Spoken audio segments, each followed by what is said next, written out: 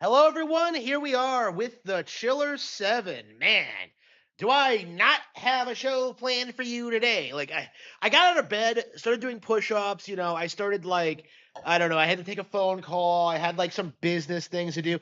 I was seriously sitting here being like, man, I have like 3 videos I need to make today, and I haven't produced a single one of them. At the very least, we've gotten going on the podcast because I wasn't able to do the podcast yesterday. Like again, I keep having this problem. I keep the drawers open. I keep doing that.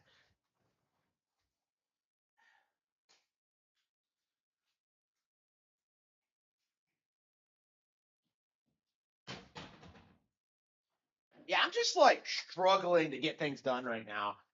I am struggling to stay on top of everything because I have all these projects planned. I was seriously thinking of I started drafting the Star Fox Command retrospective. Still have not played the game. I just been doing a lot of weird content. I've been reading a lot. Yeah, I've not been able to watch any anime lately. I've been trying to do more cardio. I had some pork chops and some lettuce today. Like just now, whenever I eat something healthy like that, first of all, I gotta prep it because the meat takes an hour, and then I gotta eat it, which also takes forever. I don't know. It's so weird. Like when you start eating this healthier, more organic stuff, how much more difficult it is to process. Because that's actually the only reason I eat anything bad is because I'm so busy. I gotta well, I gotta eat right now, and then it just becomes this thing where I eat way more than I probably need to. It's ridiculous. Like you absolutely need to have more free time. Is just kind of my mindset cuz I like eating healthy. I like the healthy foods. But I just don't have time to do it cuz I'm busy near constantly. Like I'm constantly doing something and I'm just constantly always stressed out. Like last night I was I almost streamed for 5 hours and I was freaking out because oh man, I have things I have to do tomorrow. I have videos I have to produce. I have books I have to write. Oh, I can't do this. I can't just grind through Berseria. And I'm just kind of I probably need to figure this out. I really need to take a step back and figure out what's actually going on. Protein and fasting. Yeah, yeah, yeah. Yeah, I'm definitely getting I'm definitely feeling healthier. Because I did way more push-ups today than I've done since I started. But it's I don't know. That's the only thing I had time to do was that I just got up, did my sets of push-ups, and then I just kind of started moving to the next thing. Like I was thinking about doing cardio and then going to weightlifting. There's all this thing I want to do, but I just don't have time. I'm just strapped for time near constantly. Something came up and I had to deal with that. It was like a business thing. And now I'm I have to sit here and do the podcast. Well, I don't have to do the podcast, but you guys are you're anxious to hear from me and everything I've been doing, and you are anxiously awaiting the day that I boot up the live stream and I'm just oh yeah, I finished the Cattle Have Fangs and it's coming out once I get the cover designed. It's probably gonna take a couple months. Um, yeah, so the Cattle Have Fangs is nearing the end of production, but I don't know when exactly I'm gonna release it. I'm thinking probably August, but it might be September. I don't know. We'll see. I'll be glad when we can move on to something else because the Cattle Have Fangs has been a nightmare. I've read this thing so many times. I'm just so sick of it, and I've cut so much content, and it just I don't know. I just feel so disassociated from it now. It's I feel actual actual readers won't like it too much. I don't know because it kind of goes all over the place, which was kind of the point, but I don't know. I just don't think it's nearly as good as it probably should have been. I don't know. I don't think it's better than American Evil. But we'll see.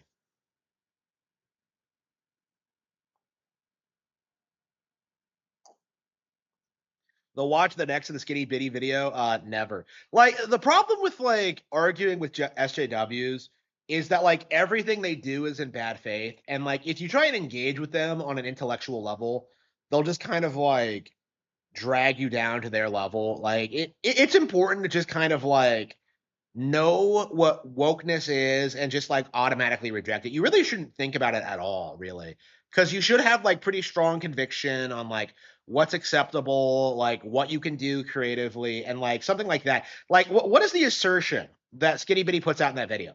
Like the idea that the Gerudo are racist doesn't make any sense. It doesn't have any basis in reality. Like it's just a goofy like claim from some like fat internet woman who wants to get like attention. Like that's it. Like outside of that, like there's no basis to it really. It's just like a giant cope. Like it's just like a giant cope. Yeah, I left some stuff on my table and I need to clean that off. Um, like there's no reason to like engage with it in like an intellectual level to like debunk it, because like by its nature it debunks itself, because what you're gonna see if you like cave to these people is that they're just going to keep demanding more and more extreme things, which is like the reality of it is that we have to just kind of accept that like no, no, no, this is our standard, this is what we want to see, and we won't really tolerate people who do this. Like you see the same thing with like sexy female characters, right?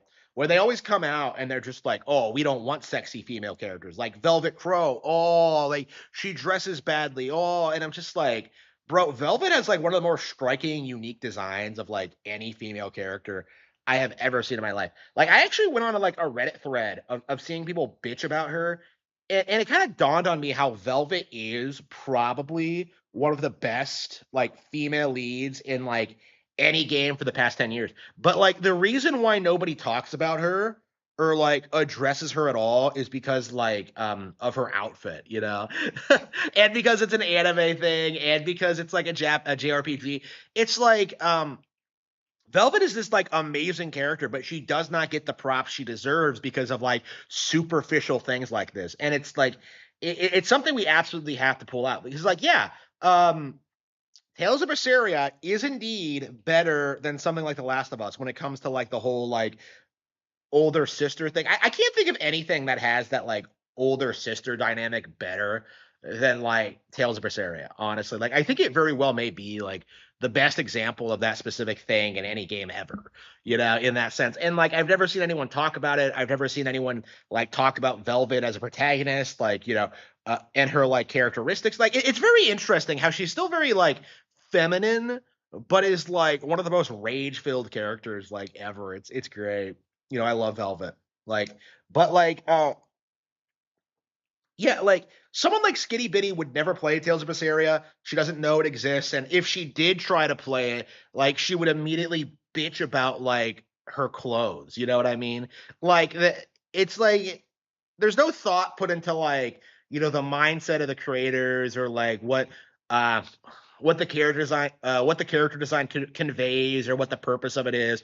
Like it's all just like, oh man, it's sexy, so it must be bad, it must be destroyed. Like it's the same mindset, and it's something that we do have to like advocate against, is that we should be supportive of absolute creative freedom in that sense. Because like we've seen this with my books too, right? Like how many people have you seen like spurging out over like, oh man, there are pedophiles and playing dirty. Like, yeah, that's the point. They're bad guys. Like, I don't know what to say. Like, oh man, you can't write about pedophiles. You can't have them doing creepy shit. Like, oh, that's weird, bro. Like, yeah, that's the point. They're antagonists. So like again, like you just have people who want to be like morality police and kind of dictate what doesn't get made and what does and doesn't get attention, and it just leads to these really weird situations, because we saw this with Mixtape, right? Where Mixtape got a 10 out of 10 out of from all these gaming journalism outlets. Like, and it wasn't just because of like, the developers being like billionaires and just like, fun throwing all this money into it. Like the reason it was glazed so much was because it was like deliberately meant to be like to push like social propaganda. It was meant to be like feminist frequency in a video game. It was meant to be like this weird like um it was meant to be this thing It was propaganda essentially about like what the 90s was like.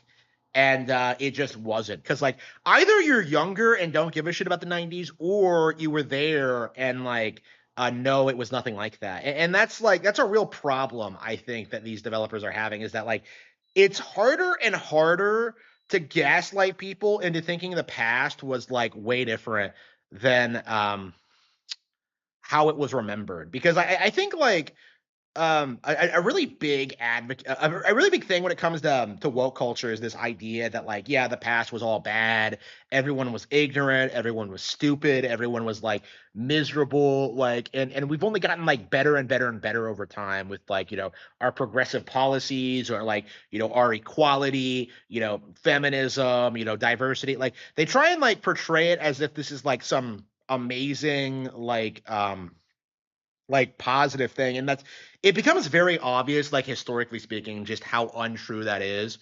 The bike rides, yeah, I've been using my indoor bike lately. I haven't had time to go out. It's been raining a ton lately, so I've been using my indoor bike though. Yeah, but that's why I got it though, so I could keep riding even during rainy seasons like this. So like, yeah, I have not been going out lately, unfortunately, but I've been trying to keep up with it as much as I can, but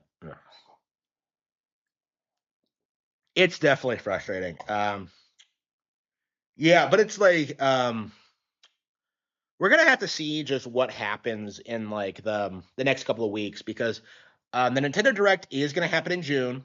You are gonna see people like release statements about like well, the PlayStation Showcase has been confirmed for June. Okay, so we know that ahead of time, and they say they're gonna come out with Wolverine, and we really do need to like acknowledge that like Wolverine isn't going to do shit. Just like Spider-Man didn't do shit. Like I don't understand the mindset that Westerners are in, because this is legit the period we're in now as like gamers, is that like nobody, like everybody wants to do this thing where they want to pretend that these major licenses are going to have these like really really good like video game adaptions, like because they kept freaking out about Spider-Man, they kept freaking out about Wolverine, they kept freaking out about like Guardians of the Galaxy, they kept freaking out about like Hogwarts Legacy, they kept freaking out about like you know uh Lord of the Rings by Warhorse. Yeah, yeah, yeah. So this is probably why Warhorse went woke the way they did, and why they've been like trying to like win back fans and try to like win people over, is that they got a hold of like the Lord of the Rings license. And I can't imagine how bad Lord of the Rings is going to be. And hopefully like it destroys the reputation and they fade away for good, but I don't know about that. But like this kind of goes into the problem I've been seeing when it comes to like gamer culture at this stage, is that like people just Nintendo like pretty much unequivocally like dominates the established gaming IP landscape. There's just no getting around it now. You know, every like IP that everyone recognizes is like Nintendo or Nintendo adjacent because of Smash Bros. You know, characters like Cloud, Terry, you know, Steve, let's see, Solid Snake, like most people in the future are going to recognize them like only because of Super Smash Bros. And they're not really going to think about how like these franchises started on other platforms, or how they're primarily known as PlayStation characters or whatever. They're going to be Smash characters. And as a result of that, like 20 years from now, everyone's going to be like demanding them to be on Nintendo platforms. And I think that's something that like a lot of these companies like didn't anticipate when they started like demanding their characters to be into Smash, because they just fuck themselves over long term. Like if you appear in Smash, you're pretty much like guaranteeing your most relevant appearance is going to be in a Nintendo game. And that's something that like I think a lot of these people weren't really anticipating. But like yeah, so Nintendo dominates like the recognizable gaming landscape. So the trend we've been seeing, a trend which I think it was kicked off by like Arkham Asylum in 2008, 2009, was it 2008, 2009? Well, like anyway, yeah, Arkham Asylum in 2008 was this idea that licensed games were starting to become very, very good. You know, people kept screaming about these licensed games and started hyping them up and saying that they were like game of the year or whatever. We saw people glaze the Arkham trilogy. We saw people glaze like Lego Batman recently. That just came out. You're seeing people hyping up like Lord of the Rings. I still see people spurging out about like the rival system and that Lord of the Rings games from a decade ago and how it was patented and how like it's just like nobody cares about that. Like like the thing we've seen over the past 20 years is that we see a lot of like plebs, a lot of casuals, like they're more fixated on like licensed brands than like the actual product. So like because they still believe Star Wars is like a big deal, they would rather like celebrate Star Wars or Warhammer 40K or Harry Potter than like ever pick up like the vastly superior video games, Nintendo games that like encompass like a lot of the same ideas. I love Harry Potter, but there's no denying that like Hogwarts Three Houses, I think, is kind of like the best Harry Potter game we've ever gotten in a lot of ways. Like it has like the same general setup, it has the vibe, it has like the dark tone, it has like it's its own thing, but it's very much like influenced by Harry Potter. I don't understand the mindset of like constantly glazing this idea that like Warhammer is gonna someday put out a great video game, that like Lord of the Rings is someday gonna put out a great video game, because it's just not gonna happen. And even if it does, all it's gonna do is just lead into like endless like spin-off from lower quality developers. You're gonna see more golems and like hobbits of the Shire, essentially.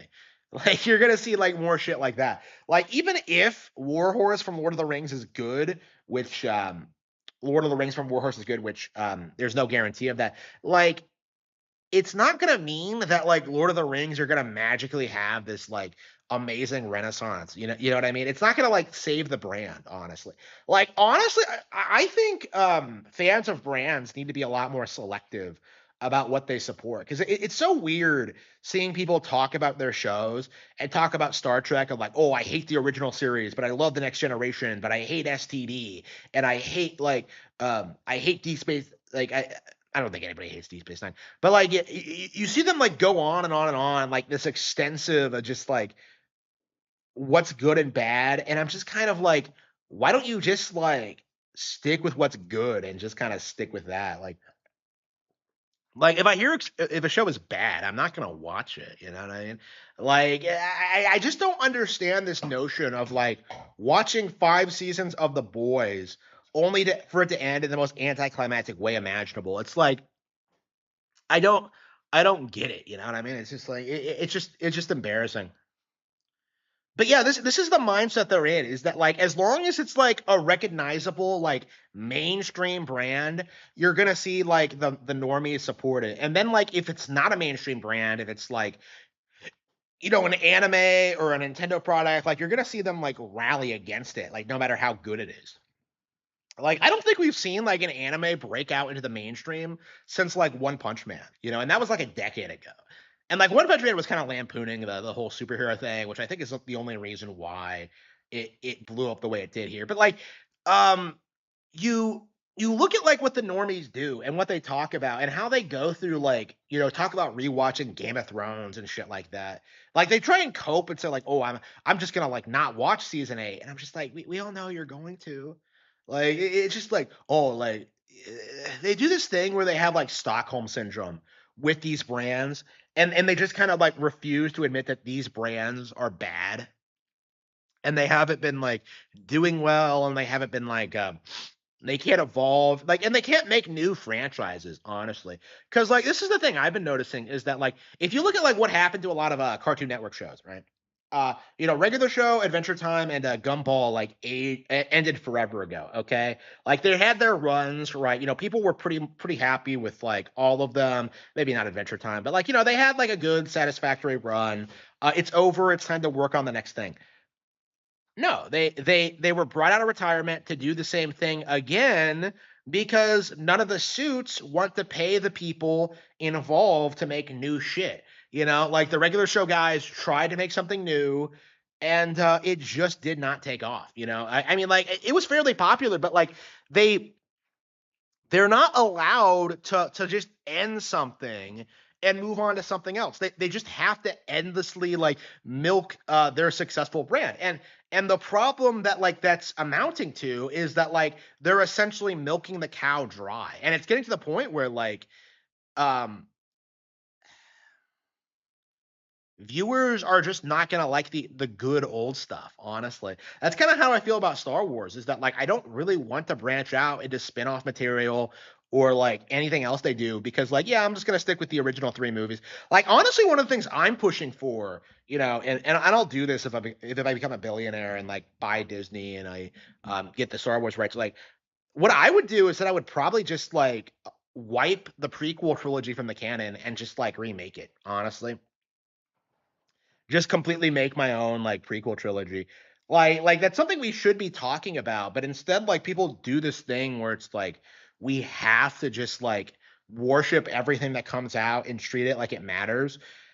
I mean that was the traditional mindset, but I think we're kind of seeing a cultural shift where we're seeing like more people like willing to like not show up to things just because it has like a brand name attached to it. Because we saw this with Indiana Jones, right? Because they made a big deal about Indiana Jones 5, and Bethesda made that Indiana Jones video game, and like apparently both of them did not do all that well.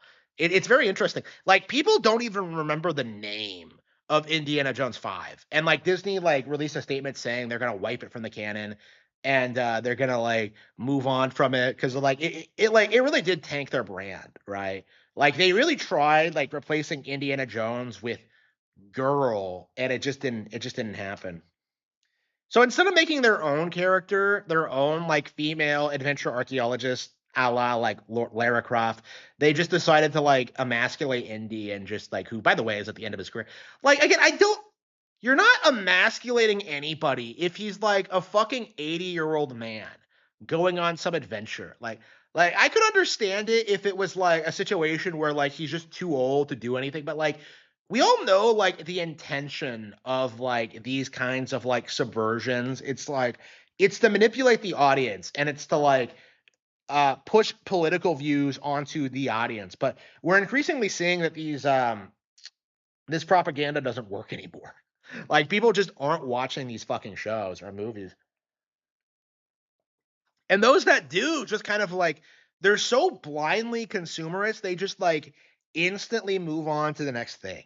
You know what I mean? It's like I think that's what most of these people do, is that they just watch something and then just instantly move on to the next. So you have on one side you have like based individuals who don't watch anything like myself, and then you have like other people who are just like who will just eat anything that comes out, and it just leads to this weird scenario in which like a lot of these franchises that should have ended like years ago are just like indefinitely kept on life support, because they just know that there is a dedicated group of people who will continue to watch the new episode of Rick and Morty, like just because, to see how it ends and see how they develop the lore or whatever. And it's like, bro, like the creator left the series. Like it's just like I don't understand the mindset that people are in, where like they try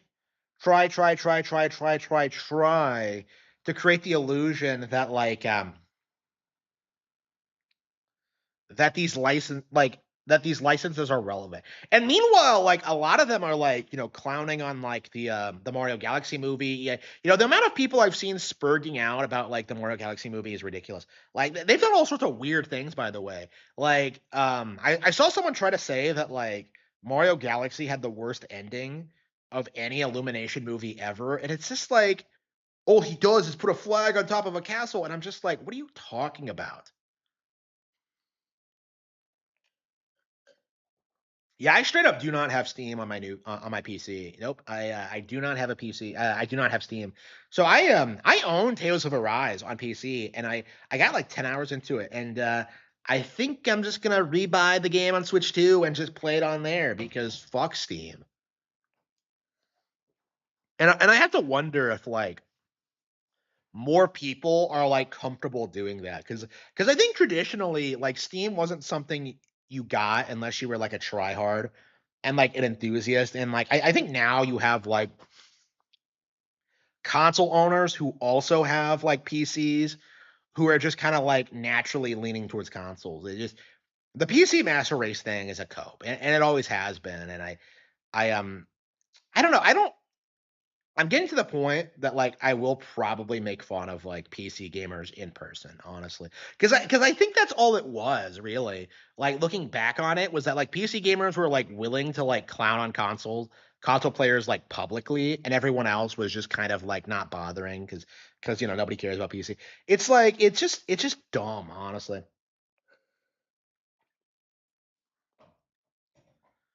But yeah, yeah, I'm almost done with Tales of Berseria, and I said I would not get Tales of Arise right away, but like, I'm on the final dungeon of Berseria right now. I'm like very close to the end. And I was just kind of like, there's no way, there is no fucking way that I am not getting Tales of Arise immediately. It's just like I just love Tales. Love Tales. So like I mean I'll be glad when we're caught up with all of them, but like man, like after Arise, we're gonna have to go back and do Zillia, and then like the new one is coming out. I'm just like, I'll be glad when I'm caught up on these games and I can kind of play through them at a normal pace because I'm just kind of like lately I've just been well. I mean, I put off Tales of Berseria came out in like February, right?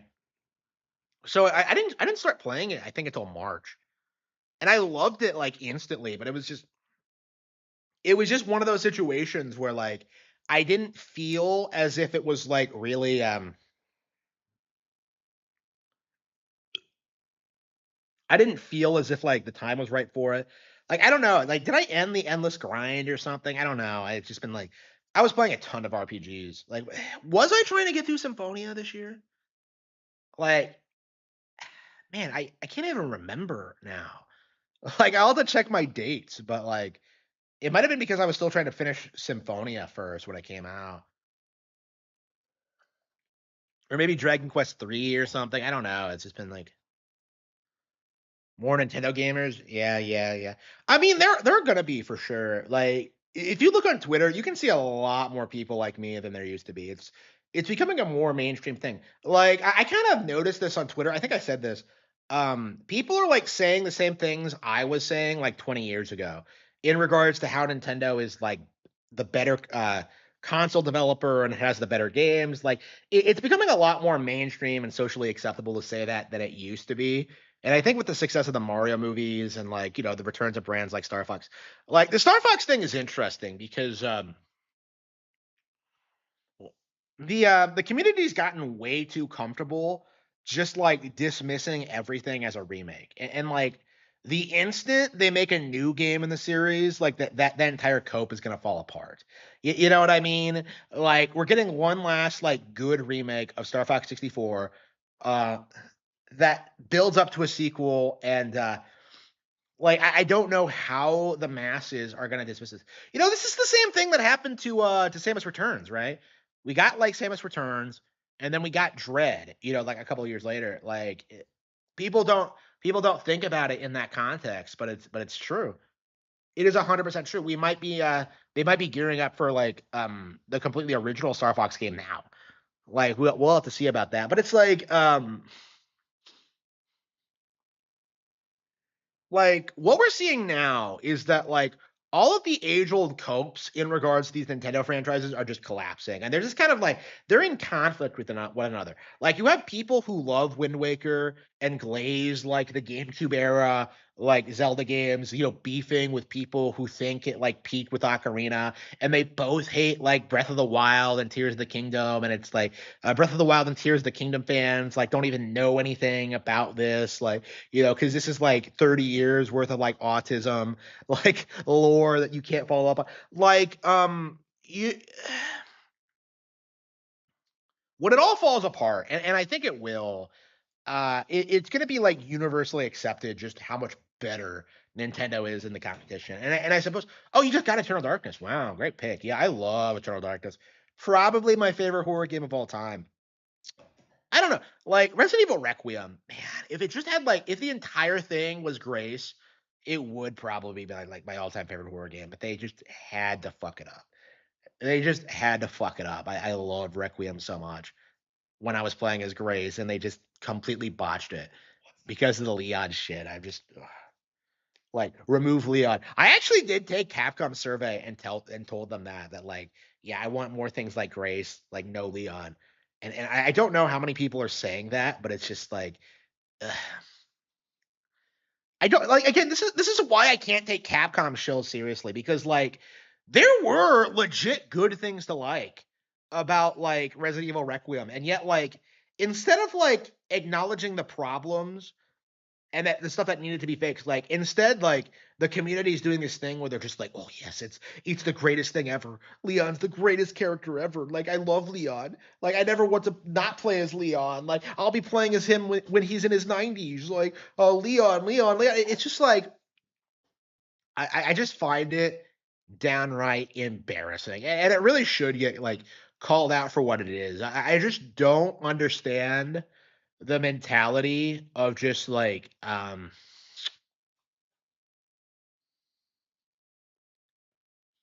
of these people and just like how desperate they are to protect Capcom specifically. Like Capcom seems like it's like the last Japanese third party that like the community is like trying to pretend is better than Nintendo. Like it seems like everyone else has lost their reputation, but like Capcom is still like it still has this like these legions of fanboys. And I don't yeah, I need to play Zero. Yeah, I still have never finished Zero. Less from slop. Oh yeah, that's the frustrating thing. The big Switch 2 game this October is probably going to be the Duskbloods. Probably. So we're gonna have to deal with like whatever fallout comes from that. Because either it's good and like From Slop fanboys are gonna seethe, or it's bad and From Slop fans are gonna blame Nintendo. It's gonna be a weird situation. Like I don't think there's any really winning here. Cause like I think FromSlob is a dying brand, and I think people are just getting tired of it. Like I know a lot of normies who like played Elden Ring, who were like obsessed with Elden Ring, who just have no interest in the Dustbuds at all. Like they hear it's a Nintendo Switch 2 exclusive, and they immediately think it's gonna be like some massively like casualized experience. Like they think it's gonna be censored. They think it's gonna be it's like I don't know. It's gonna be very interesting because the Dustbloods really is like this generation's like Bayonetta 2. It's following the same template. Like I think the difference is that you're not really seeing as much like open vitriol towards it. But if you actually go on their podcasts and listen to their streams and like listen to them talk about it, like they are not talking about this at all. Like they're hoping that there's some top secret like real like Elden Ring project like in the works at like at Bandai Namco or whatever. Like they're hoping that they're doing something else behind the scenes, but like I think this is going to be like their big project for like this period. Like it's very possible we don't get like Elden Ring 2 until like 2033 or something. Like again, it is an open world game, so like considering how long it took us to get the DLC, which really was just a bunch of rehashed bosses and like areas, I could see I could see this being the same way where it's just like it's it's gonna be like very disrespected. Hagane. Wait, have they re-released Hagane? I really need to try Hagane because like I do have it. I was actually thinking of like pulling out my Super Nintendo Classic and like looking at all the games I have on there because I believe I have like Tales on it. I think I have like I need to look at like everything that I have on that thing. Like it's about time to go back to ActRaiser. I have not played it in like several years, so I think it's about time to go back. I wanted to beat the remake before I like went back to ActRaiser again, but like the remake is so garbage. I think I am gonna like break it. Yeah, I don't know. I don't know what I'm gonna do. Star Fox 2. Yeah, I need to beat Star Fox 1. I'm just like, I'm just so bogged down with like Switch 2 games right now that I don't know when I'm gonna get around to like playing something like that. Like Yoshi is coming out tonight. Oh yeah, we've barely talked about Yoshi. Yeah, shit. Wow, I started the podcast being like, yeah, we're definitely gonna talk about Yoshi, and like we didn't actually do it. So like, yeah, the review scores are incredibly contentious because people are treating this like it's a 2D platformer, like Island or like like any other 2D Yoshi game. But apparently it's more similar to like a 3D collectathon where you're going around like completing objectives to like complete your book. So apparently it's not a 2D platformer in like the traditional sense.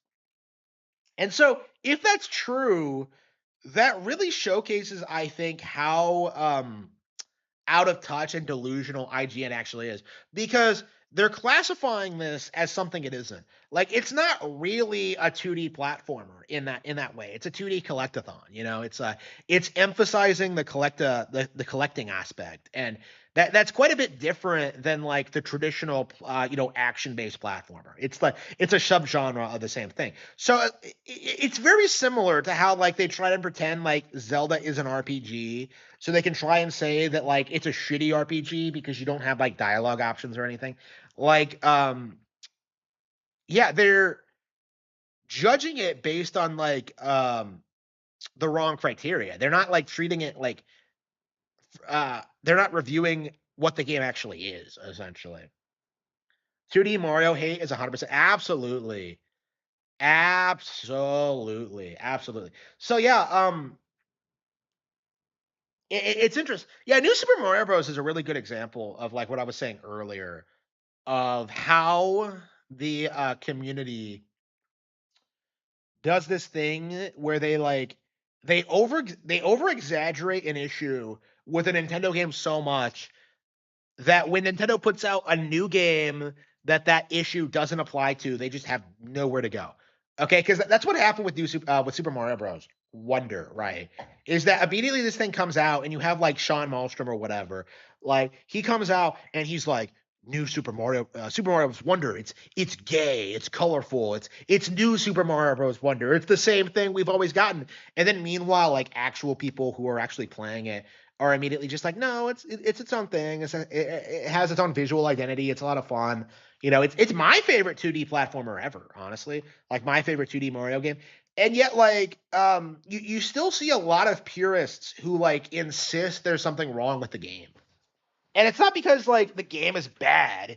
It's because these people just can't bring themselves to like accept that it's good, because accepting it's good goes against like the entire like narrative that Nintendo is like constantly in this state of decline. It just doesn't work. It just does not work. Okay.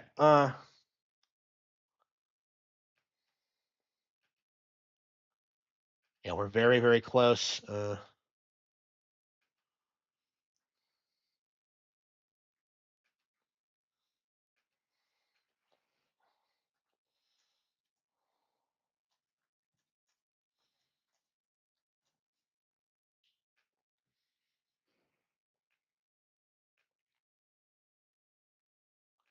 Oh yeah, by the way, we have hard confirmation that Nintendo Switch 2 did indeed top the sales chart so much. So I think Nintendo is getting the rope out. He's thinking about it. Like after all this like talk about how the Switch 2 is failing and how it's underperforming and how nobody cares about it, like it topped the sales charts in April. And that's something I think that a lot of these people aren't like really prepared for.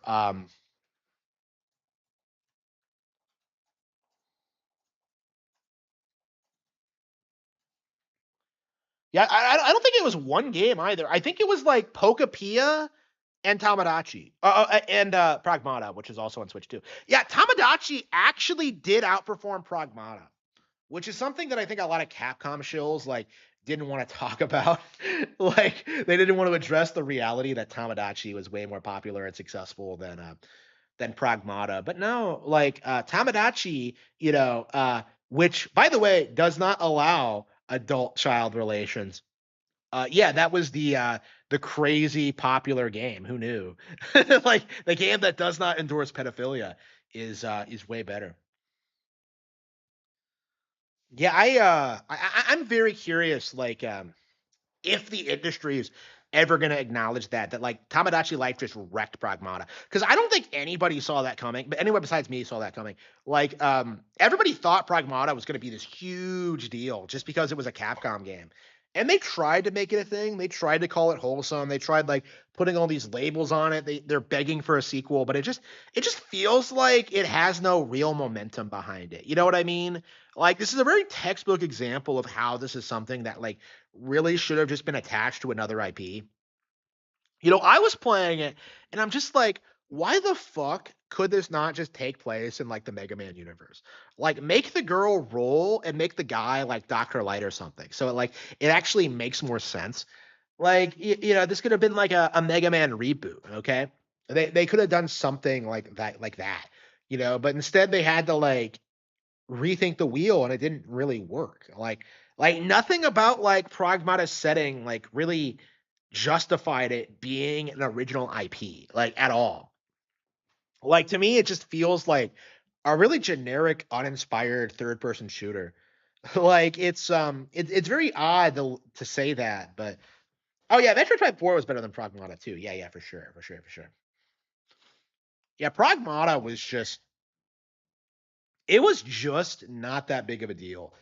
And it's so weird how for like a couple of weeks people were like, just protecting that game like it was their own daughter, like, oh man, I'll fight to the death to protect Pragmata, and I'll fight to protect Diana's honor. And like now I'm seeing a lot more like people like pointing out things that I was pointing out, like, the whole like thing with like Diana drawing and those little crayon scribbles. Like, she's an AI, right? So like she's probably just drawing badly on purpose. Like, that's kind of my mentality, interacting with her and like seeing her act and stuff like that. Like, it comes off, if you know how AI actually works, like it comes off like she's just trying to make herself come off as like cutesy and friendly and like stuff like that, but it's like it's not real. Like, she is a robot. Like, again, like we live in an era where like AI is real now, so we can't really like romanticize it the way that we used to. So like I feel like a lot of people like were kind of put off by like the Diana thing, like protecting her like she was an actual little girl. It just didn't make any sense to like anybody with any real critical thinking skills. It just it was embarrassing, I think. The Pokemon community. Yeah, there are a lot of it is kind of weird, like the kind of divide between Nintendo and Pokemon fans. Yeah. Um, I can kind of get why Pokemon fans wouldn't be into Nintendo because they don't really have a lot of overlap, but like Nintendo fans should be more into Pokemon, and it's just really weird how aggressive they get about it. Like, about how much they hate Pokemon and shit like that. They like a lot of people like refuse to play Pokemon, and I don't really understand the mindset because I've always been a Pokemon fan. I've always enjoyed it. I've always thought it was cool, but like, I don't know. I haven't seen anybody like spurg out about Pokemon as a brand in like years. Like, typically what happens is that people age out of liking it, and then they start like blaming the games for not being fun anymore instead of like, just doing something else.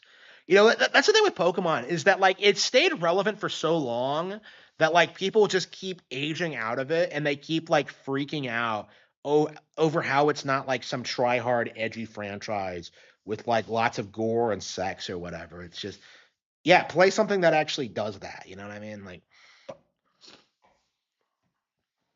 um, yeah, Pokemon's I think it's getting through its period of people shitting on it because the reason people were spurging out about Pokemon so much was because of this idea that like the series was on consoles now and that they would obviously like supposedly I should say put a lot more time and effort into like modernizing the games and making them like more like AAA RPGs, but they just weren't going to do that because why would they? It doesn't make any sense financially.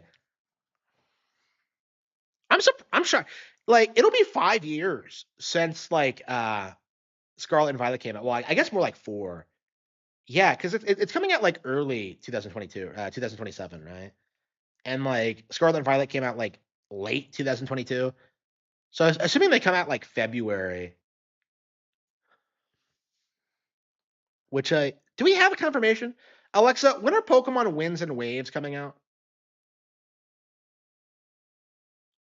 Alexa, when is Pokemon Winds and Waves coming out? Pokemon Winds and Waves are set to release in 2027 on Nintendo Switch 2. They are the first games in the 10th generation of the Pokemon series, announced on February 27, 26, to celebrate the franchise's 30th anniversary. Yeah. Okay. If it's celebrating the 30th anniversary, they're gonna have to launch in February, right? Exactly. Alexa, stop. Yeah, I don't see them being a holiday game, honestly. Like, I see them launching in like February, but we'll see. I mean, especially because they announced it so soon, right? Like, they announced it like, yeah, this year, like a couple, on Pokemon Day. So I think it's gonna come out like around that point, February. Yeah, so we're on Gen 10 now. Really interesting. So yeah, we're already seeing people like back off. Like there hasn't been nearly as much criticism for its Pokemon Gen 10. So this very well may be the generation in which it dies, and then Pokemon becomes like this generational thing. I don't know. Like Pokemon's outlasted Star Wars already, if you think about it, because Star Wars stopped being relevant like the instant that the prequels came out. But like the masses just weren't willing to admit it. Like it's very interesting, like the contrast where like it feels like Pokemon fans grow up, they get careers, they start families, and they just naturally stop playing Pokemon. While like Star Wars fans just obsessively watch the same films over and over and over again, and just like obsess over the brand and obsess over the characters, and just like it just feels very different in that respect. Like Pokemon, weirdly enough, doesn't feel like nearly as much as like a man-child brand as Star Wars does.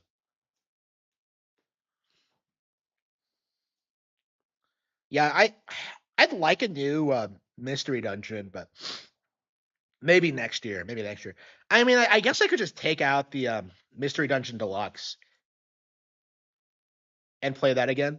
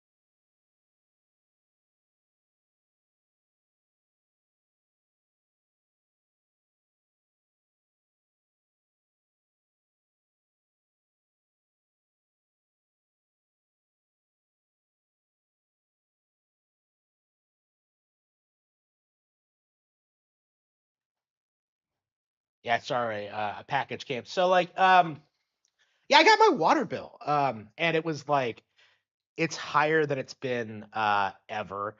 Yeah, I think we have a data center in the state now, so I think the water bill is going up for that reason. So until we get rid of these fucking things, uh, yeah, it's yeah,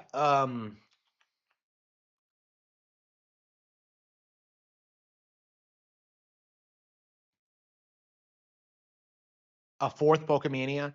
Uh, in a lot of ways, I don't think Pokemania ever went away, really, because Pokemon stayed pretty relevant over the past 30 years. It's consistent. It has like a pretty dedicated fan base. It's constantly selling more and more. Like it never really ended. It never really fell off. Um, there are definitely periods where you get like demographics that weren't traditionally into it, like suddenly become very interested. Um, but I'm not sure I would call that like a Pokemania. I don't know. Like, I mean, I guess Pokemon Go was a Pokemania phase. So what do you mean by Pokemania? So I mean, I guess you could argue, you know, release, Gen 1, the anime, that was Pokemania. Then the Gen 4 remakes for Heart Gold and Soul Silver, that felt like a Pokemania. And then like Pokemon Go, which was a Pokemania. Yeah, I feel like we could get like another huge explosion of fans. Like honestly, all it really takes is for like a game that's so well received that it gets people who like the brand but don't necessarily like buy every Pokemon game to like get really into it. It's just I think it's inevitable, honestly. I think it's gonna happen. Like it might happen with Gen 10, who knows? Like this is like a major milestone release for them and they're taking their time with it. So and like Scarlet and Violet was like phenomenal. I keep trying to to tell people that like Scarlet and Violet is like one of the best Pokemon generations ever. And it's such a weird contrast because a lot of people who didn't play it seem to think it was like this huge flop. But no, I was super invested in that game and like everything it did from a storytelling perspective and like a world design. Like it's been like some of the most fun I've had with a Pokemon generation ever, honestly. And the fact that like a significant chunk of like people managed to write it off by just crying about like glitches or alleged glitches. Yeah, like from what I understand, all those glitches you saw like on Pokemon Scarlet and Violet were all like due to people trying to play the game on emulators. So of course, like I play the game like a couple of weeks after it came out. I didn't get it day one, so I play it and it's like there are no glitches. It's perfectly fine. I'm playing it, and I'm just like, what's everyone talking about? And like that turned out to be the reality of it is that like it was just emulators. It was just glitchy emulators that were unfinished. And then they try to pass it off like it was the actual game's fault when it just wasn't. Pokemon Sword and Shield, Scarlet and Violet will both overtake Pokemon One in sales in the long run. I think Scarlet and Violet's very close. Yeah, like yeah, it's interesting because this has never been a thing before, but like because of the digital distribution thing, it's like easy for people to go back, buy an old generation of Pokemon, and then just play through it. So we're never gonna have those periods where like Pokemon games go out of print and then they just spike in price and then you can't get them without emulation. Like Pokemon's actually probably a way more popular series than like is readily apparent because it's probably the most pirated video game franchise ever. You know what I mean? Because you're constantly you see all these ROM hacks and you see all these like different it's like always the most downloaded games on all the ROM sites. Like Pokemon is just like it's huge with emulation for that reason, and like that's not going to be a thing anymore going forward. Like I've been surprised seeing like how often something like Pokemon Shield, how well that still does like today. Okay, how well that like how consistently like Scarlet and Violet have been doing since they come out. Like again, they've been doing like pretty big numbers. They've been doing fairly well, and like I feel like people just aren't prepared for this eventuality where like there's going to be multiple Pokemon games generations like available on the same platform. And because of like games like Champions and because of like the Pokemon Bank system, like you're going to be able to like trade them around and like use all sorts of things in different scenarios. It's like it's going to be really interesting.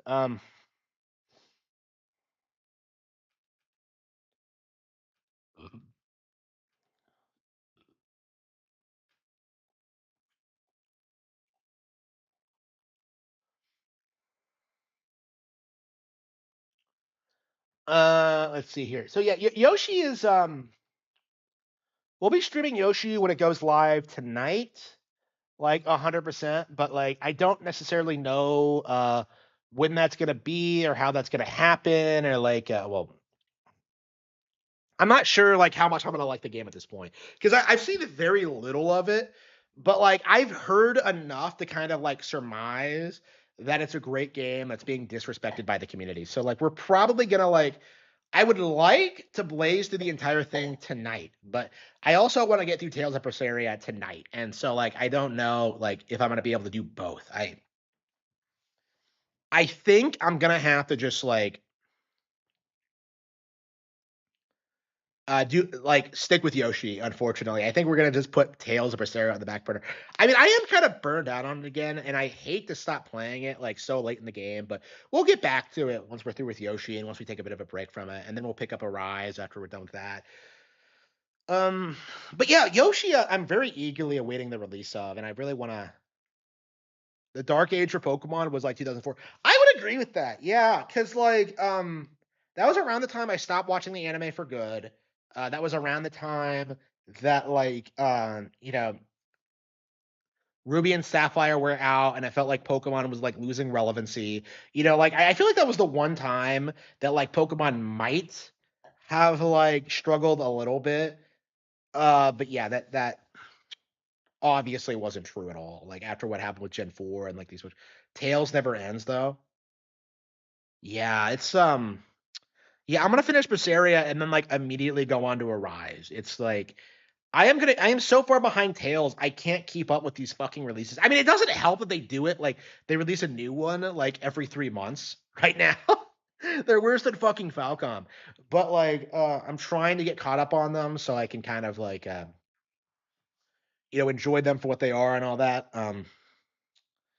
Yeah, I am very interested in seeing what Tails does next. Very interested.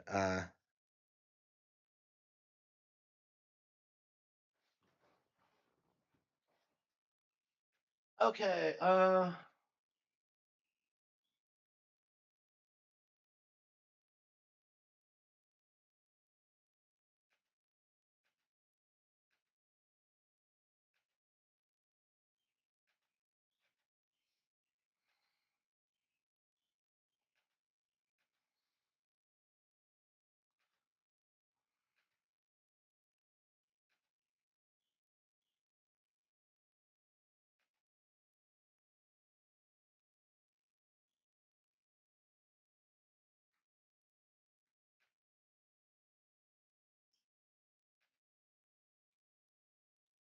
Let's see. Is anything going on Twitter? Let's see.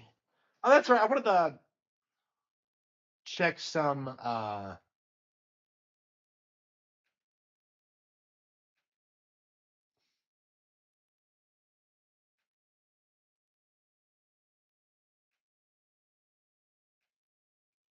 Pokemon Violet.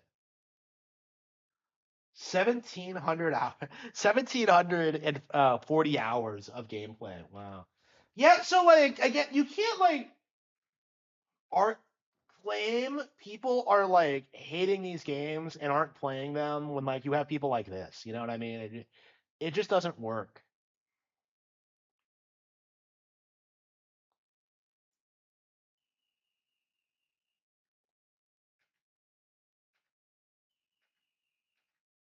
Okay.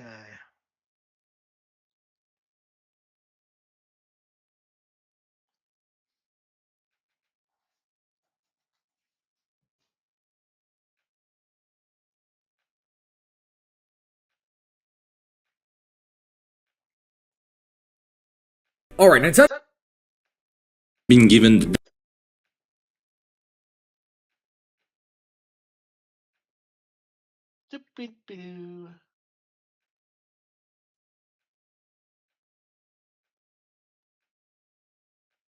Nintendo Loki just did something kind of insane. That's honestly not great news. This is kind of bad news for Pokemon Winds and Waves. People online Oh are yeah, yeah, sure. Okay, bro. Sure. Bad news. Oh yeah, sure, sure, sure.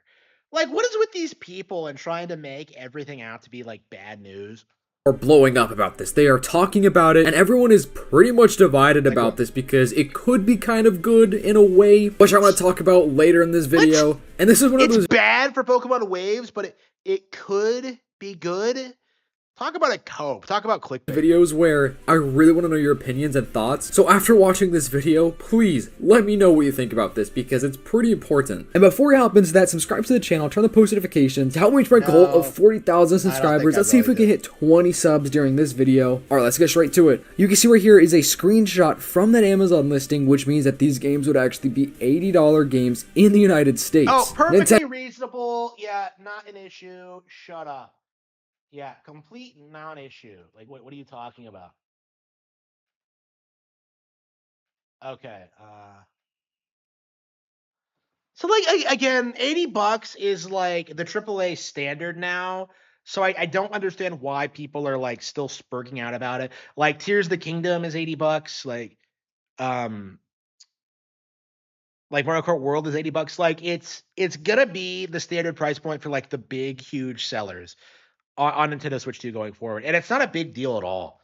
What's happening at Nintendo right now is the worst crisis the company has faced in 3 decades. Wrong. Who is this retard?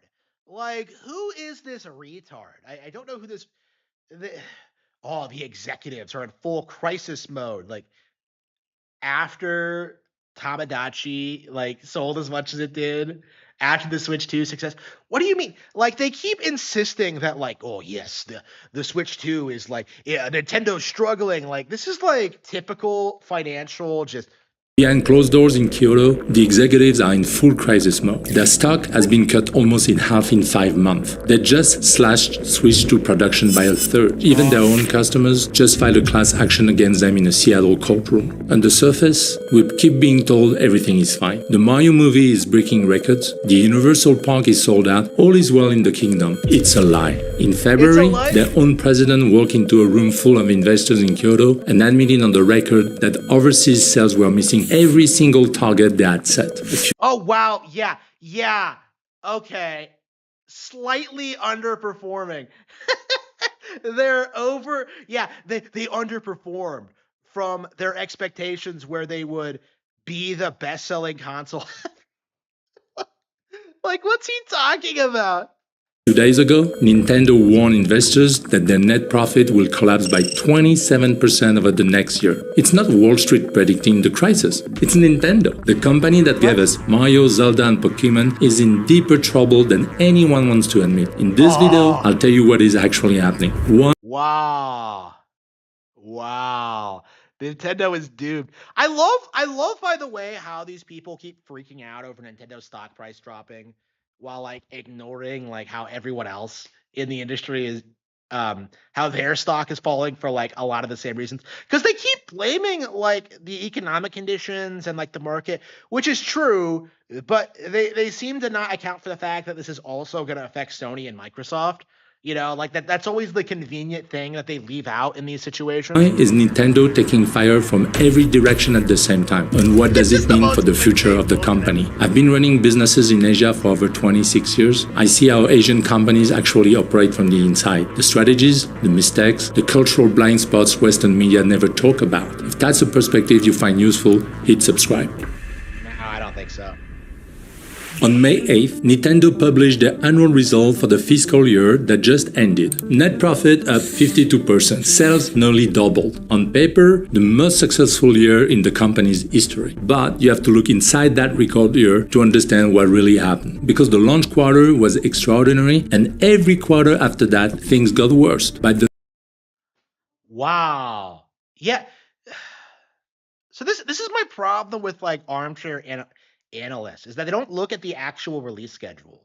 They look at like they had a record launch with Switch 2, you know, in 2025, right? They put out a lot of big games, and like we're still in that process, you know, where we're getting new games in the following year.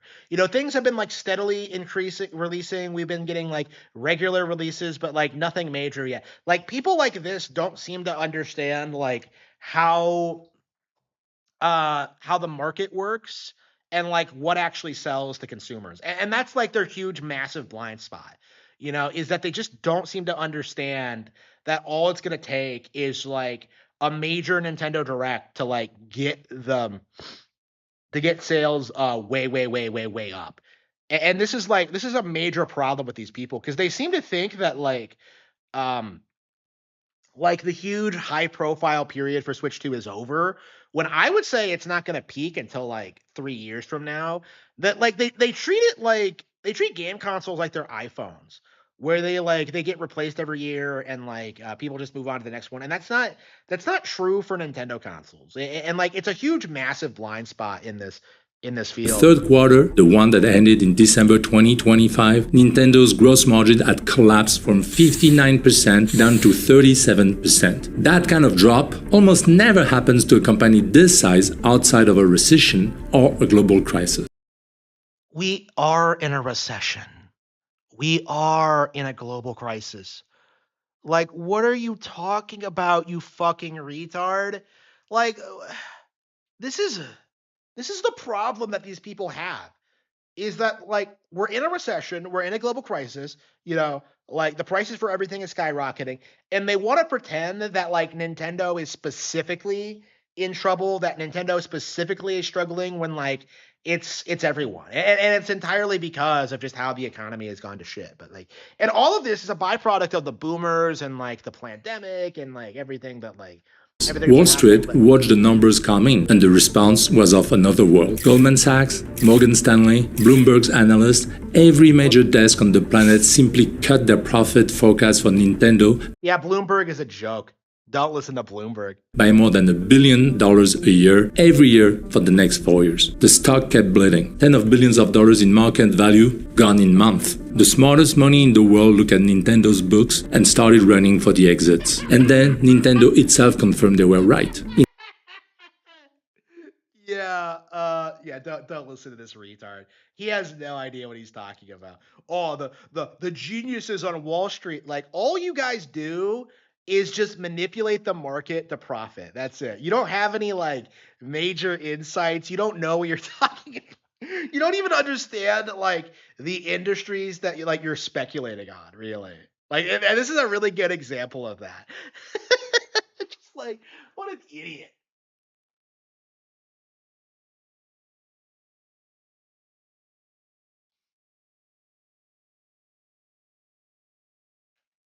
Okay. Yeah, it's just not worth like watching these kinds of videos really, because like they just don't understand like basic facts really.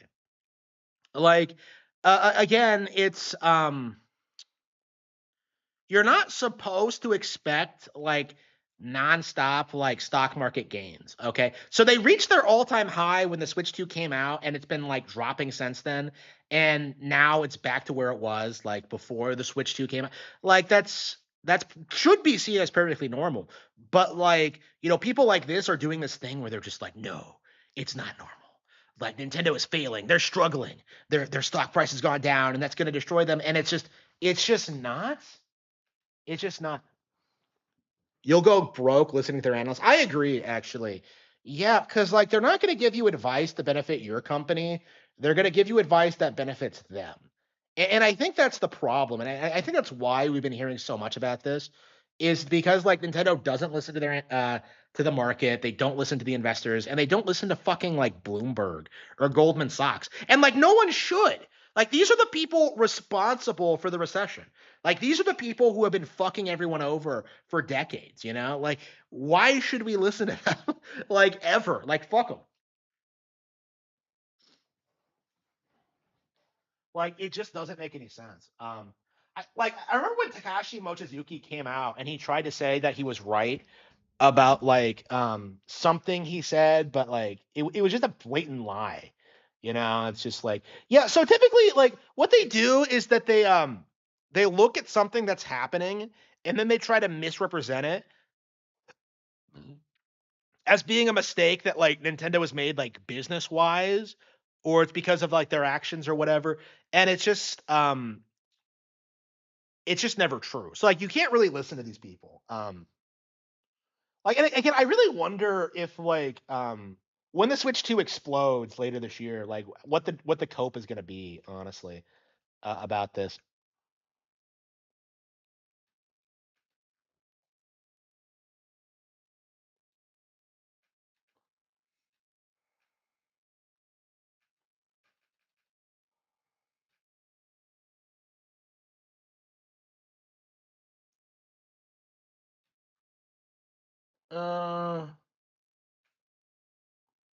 Yeah, Tales of Arise is getting promoted.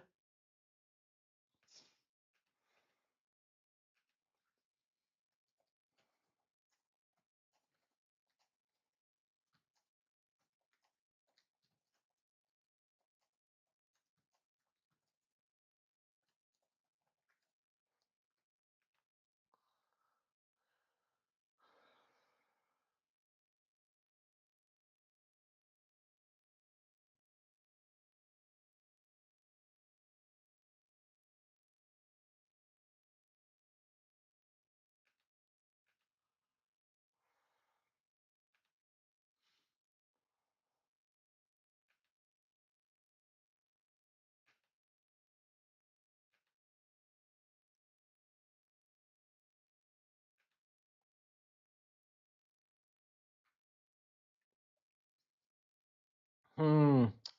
Yeah, we probably should just end the podcast now and get started on like video production. So yeah, thank you all for tuning in. Thank you all for your support.